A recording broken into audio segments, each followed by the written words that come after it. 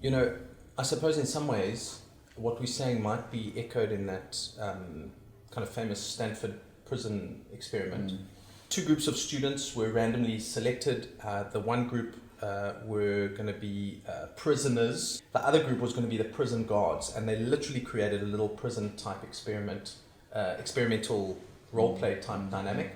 And these were random students selected into each group, so there was absolutely no reason why they would have known before the time that they would be prison guards or prisoners.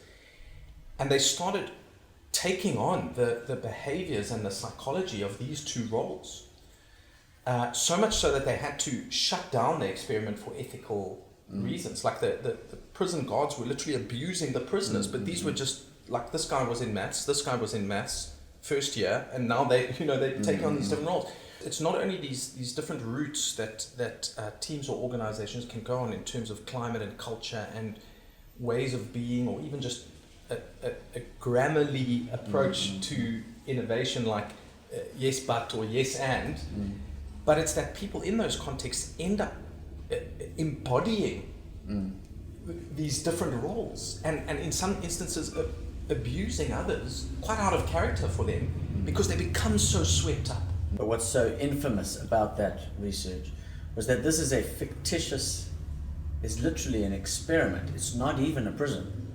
It's fictional roles given to the two groups.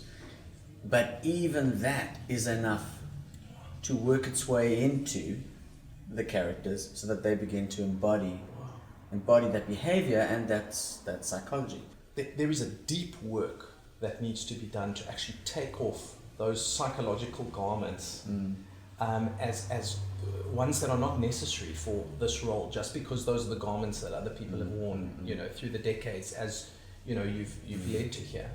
And the research is starting to show that these ways of doing things, the prison guard abusing the prisoner's way of doing things, taking on these roles and postures of climates or environments that are not conducive to kind of flourishing, is actually undermining business success.